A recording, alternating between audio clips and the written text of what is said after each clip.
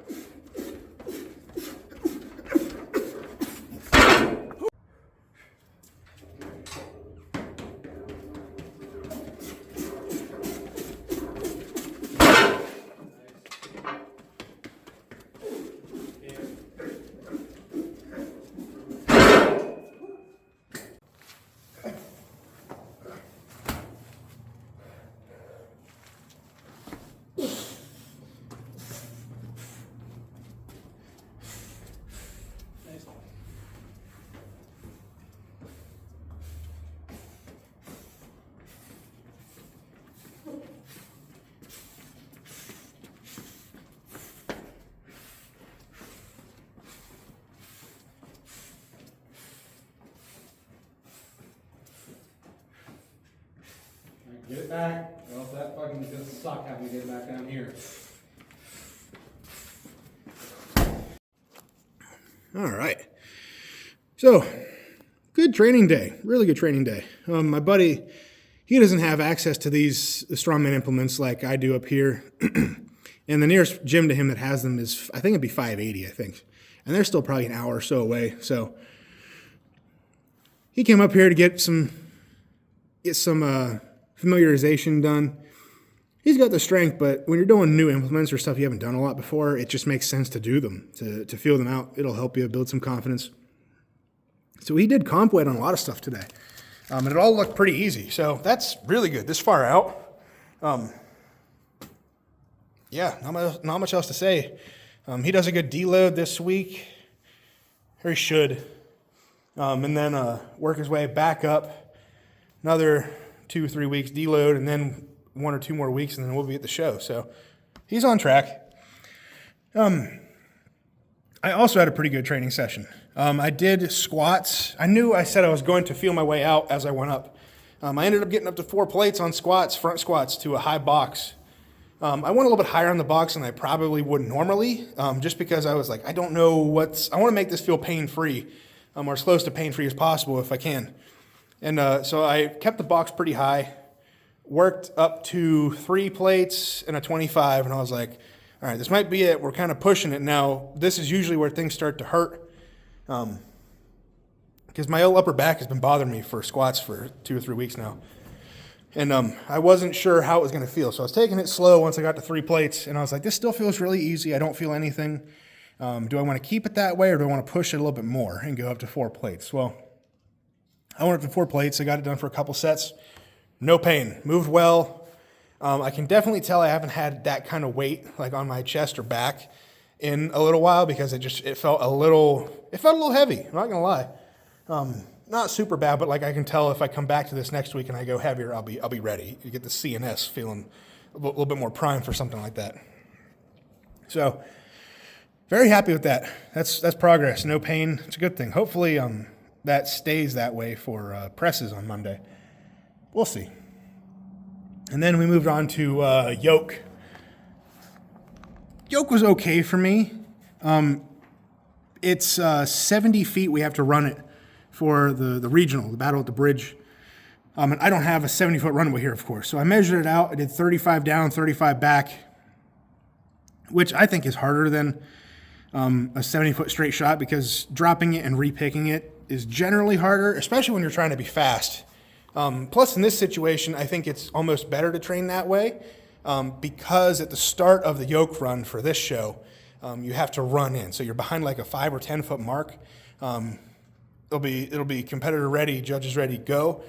And when you do that, you have to run into the yoke, pick, and go. So as I've seen before firsthand, that can screw you over. I'm not saying I would have won the yoke event, because I wouldn't have, but I would have gone up 2 or 3 places probably at Battle at the Bridge the first year.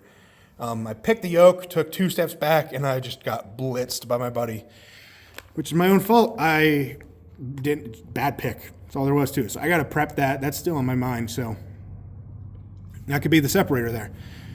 So having to pick twice in a, having to speed pick twice in a run helps a lot. Train that hard. And then sandbag runs, this is where I kind of messed up again, but not in like a bad way. So the run was supposed to be 250 for max distance. I don't have a 250 back. I have a 265. But I also messed up because, so I've had a bag over there at the corner of my platform for months now. I thought that was a 265 bag. So I moved everything out of the way, rolled it over here, got it right in place, about to go, and then I realized it said 300 on it. I rolled the wrong bag over. 265 was sitting literally right here next to the runway.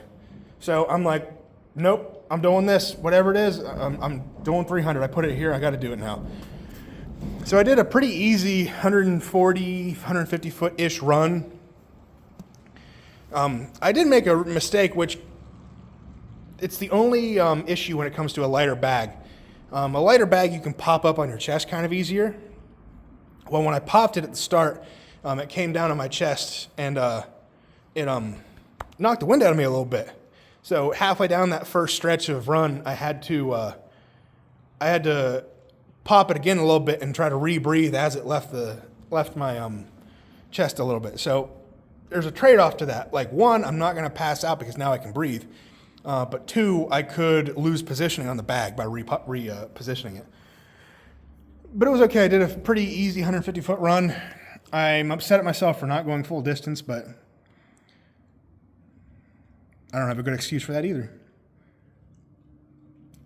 All in all, not a bad session. Do I think I cut myself short on some events? Yeah, I think so. Got to be better. That's it. So next week, it might be a deload-ish week on some stuff.